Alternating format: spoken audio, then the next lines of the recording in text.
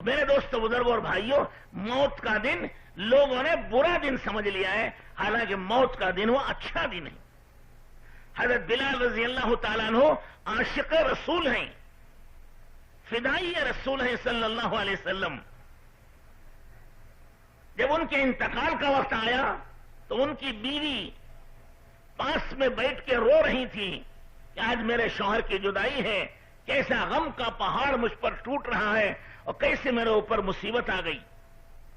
تو حضرت بلال رضی اللہ تعالیٰ نے فرمایا کیا کہہ رہی ہو، چپ بیٹھو، یہ کہو وا تربا غدن نلقل احبا محمدن و حسبا، یوں کہو کیسی خوشی کا دن اور کیسی عید کا دن آیا ہے، ابھی میری جان نکلے گی، حضرت محمد الرسول اللہ صلی اللہ علیہ وسلم سے جا کر ملوں گا، ابو بکر عمر سے ملوں گا، اس سے اچھا دن کون سا ہے۔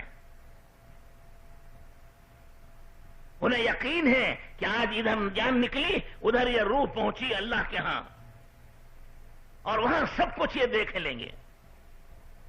حضرت حرام ابن ملحان ایک صحابی ہیں، کسی موقع پر دشمن نے ان کے سینے میں برچھا مارا اور برچہ دل کو پھاڑتا ہوا باہر نکل گیا اور وہ خون کا فوارہ اور نل کھل گیا، نیچے گرے تو گرتے گرتے زور سے کہا فزت ورب الکعبہ، اللہ کے کعبے کی قسم میں تو کامیاب ہو گیا۔ مارنے والے نے پوچھا کہ یہ کامیابی کیسی ہے، اس کی بیوی بیوہ ہو گئی، بچے یتیم ہو گئے، مال ختم ہو گیا، یہ تو مر کے قبر میں جا رہا، کامیاب کا ہوا؟ تو دوسرے مسلمان نے کہا کہ تمہارا عقیدہ ہے کہ مر کے لوگ ختم ہو جاتے ہیں، مسلمان یہ نہیں سمجھتے کہ مر کے ختم ہو گئے، وہ سمجھتے ہیں کہ مرنے کے بعد وہ اللہ کے پاس جاتے ہیں، وہ رسولوں کے پاس رہتے ہیں، وہ شہیدوں کے ساتھ رہتے ہیں، وہ اولیاء اللہ کے ساتھ رہتے ہیں۔ مومن کا سب سے بڑا فخر، سب سے بڑی دولت اور سب سے بڑی نعمت یہ ہے کہ موت آئے اور اللہ سے ملاقات ہو جائے۔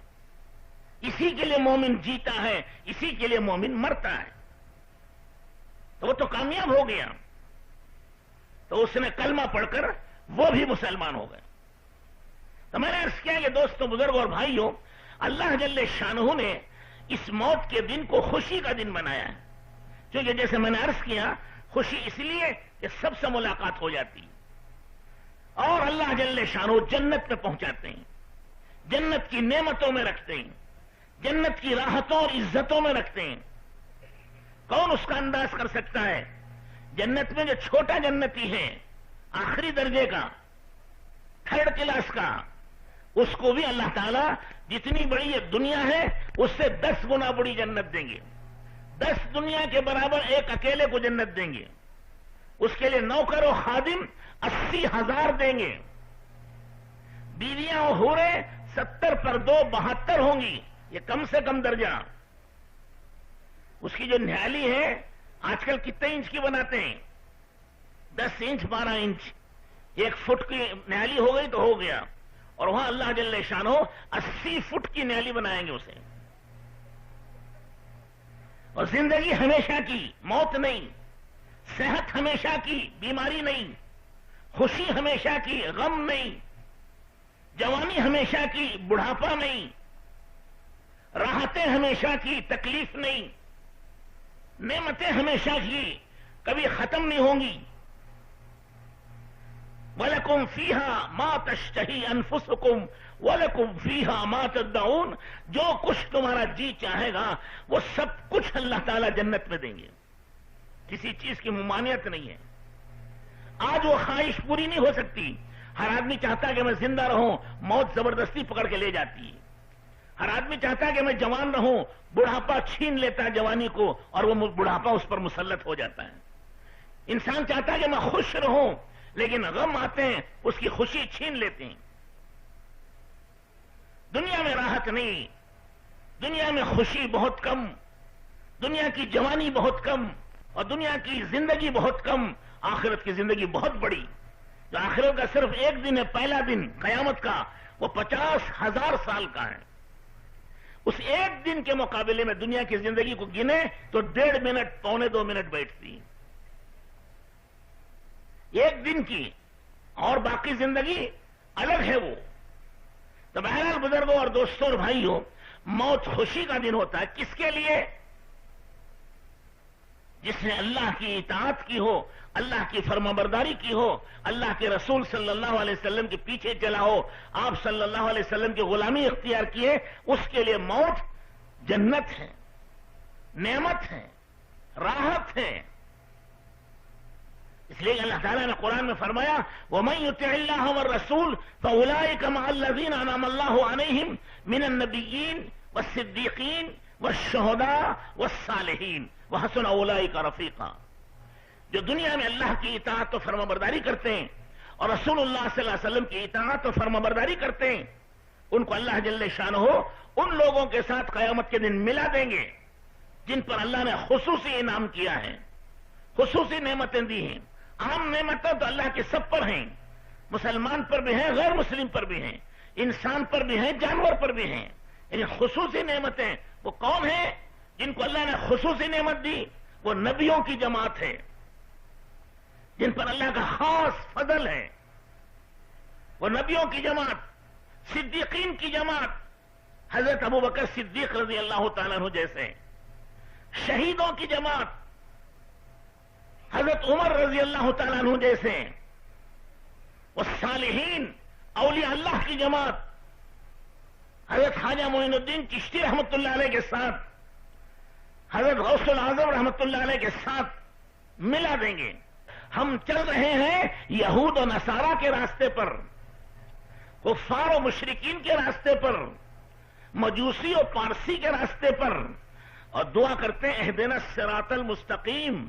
اے اللہ صراط مستقیم دکھا دے، اے اللہ حضور اکرم صلی اللہ علیہ وسلم کے راستے پر لگا دے. دعا تو مانگ رہے صراط مستقیم کی، نبیوں کے راستے کی، اور چل رہے ہیں دشمنوں کے راستے پر. اب کہاں پہنچیں گے؟ یہ دعا کام نہیں آئے گی. 2.5 من کا بدن جدھر چل رہا ہے ادھر پہنچو گے. 2.5 تولے کی زبان ہل رہی ہے، وہ کچھ کام نہیں آئے گی. میرے دوستوں، بزرگ اور بھائیوں، جو نبیوں کے راستے پر چلے گا وہ نبیوں سے جا کر ملے گا. جو صدیقین کے راستے پر چلے گا وہ صدیقین سے جا کر ملے گا. وہ شہیدوں کے راستے پر چلے گا وہ شہداء کے ساتھ جا کر ملے گا. جو اولیاء اللہ کے اور ابدال و قطب و غوث العظم رحمت اللہ علیہ مجمعین کے راستے پر چلے گا وہ ان سے جا کر ملے گا. اور جو راستہ بدل دے تو پھر وہ نہیں پہنچے گا وہاں.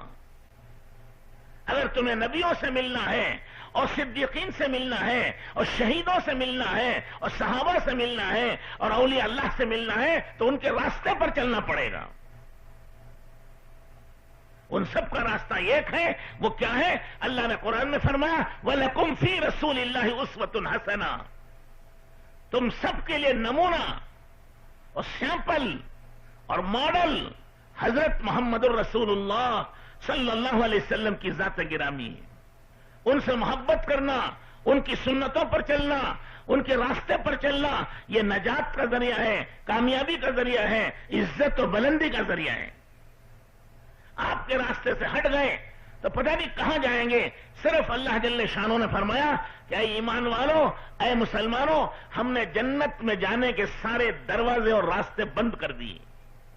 بس ایک راستہ کھلا ہوا ہے کہ وہ حضرت محمد الرسول اللہ صلی اللہ علیہ وسلم کے پیچھے پیچھے چلے آؤ، سیدھے جنت میں چلے جاؤ گے، سیدھے اللہ تک پہنچ جاؤ گے. بس یہ راستہ ہے. اس کے علاوہ جتنے راستے ہیں وہ سب ختم ہوئے.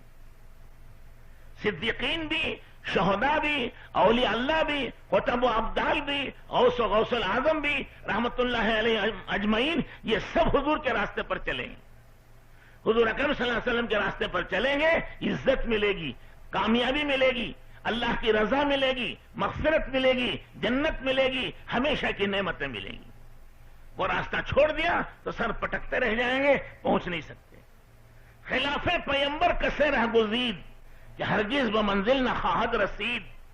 شیخ سعدی رحمت اللہ علیہ سلسلے چشتیہ کے بہت بڑے بزرگ ہیں. وہ فرماتے ہیں حضرت رسول اللہ صلی اللہ علیہ وسلم کے راستے سے ہٹ کر چلو گے تو کبھی بھی قیامت تک منزل مقصود کو نہیں پہنچ سکتے. وہ راستے سے بھٹک گئے، وہ گمراہ ہو گئے، وہ برباد ہو گئے۔ کامیاب وہ ہوں گے جو حضور اکرم صلی اللہ علیہ وسلم کے ساتھ چلیں گے، آپ کے پیچھے پیچھے چلیں گے، آپ کی سنتوں پر عمل کریں گے، آپ کے دین و شریعت کو سینے سے لگا کر چلیں گے۔ ان کے لیے سب کچھ ہے، باقی آپ کا راستہ چھوڑ دیں پھر ان کے لیے کچھ نہیں۔ تو بزرگوں اور دوستوں اور بھائیوں، اللہ تعالیٰ نے قرآن میں اعلان کر دیا ہے کہ ایک راستہ ہے، اس کے علاوہ اور کوئی راستہ نہیں۔ اور پھر حضور اکرم صلی اللہ علیہ وسلم نے کھانے پینے سے، پہننے اوڑھنے سے، شادی بیاہ سے منع نہیں کیا۔ سب چیزیں آپ نے بھی کی اور پوری امت کو کرنے کا حکم دیا۔ دین اور دنیا کا بس معمولی تھوڑا فرق ہے، زیادہ فرق نہیں ہے۔ ہر وہ کام جو حضور اکرم صلی اللہ علیہ وسلم کی سنت کے مطابق کریں گے وہ دین ہے، اور جو کام آقا رحمت سرور کونین صلی اللہ علیہ وسلم کی سنت کو چھوڑ کر کریں گے وہ دنیا ہے۔ دین پر اللہ کی رحمت ہے اور دنیا پہ اللہ کی لعنت ہے، بس اتنا سا فرق ہے۔ کھانا ہم بھی کھاتے ہیں، غیر مسلم بھی کھاتے ہیں، جانور بھی کھاتے ہیں۔ اگر حضور اکرم صلی اللہ علیہ وسلم کی سنت کے مطابق کھانا کھا لیا تو یہ کھانا عبادت ہے، یہ شریعت ہے، اسی کا نام دین ہے۔ ہم بھی سوتے ہیں، دنیا کے انسان سوتے ہیں، جانور بھی سوتے ہیں۔ اگر ہمارا سونا آقا رحمت سرور کونین فخر دو عالم صلی اللہ علیہ وسلم آپ کی سنت کے مطابق ہو جائے تو یہ 6-7 گھنٹے سوتے ہیں، یہ سب عبادت میں لکھے جائیں گے۔ کپڑے ہم بھی پہنتے ہیں، ساری دنیا پہنتی ہے، حضور اکرم صلی اللہ علیہ وسلم کی سنت کے مطابق پہن لیا وہ عبادت ہے۔ شادی ہم بھی کرتے ہیں، دنیا کے انسان کرتے ہیں، حضور اکرم صلی اللہ علیہ وسلم کی سنت کے مطابق شادی کر لی تو یہ شادی کرنا دین ہے، یہ اس کا ثواب تہجد سے زیادہ ہے، تسبیح سے زیادہ ہے۔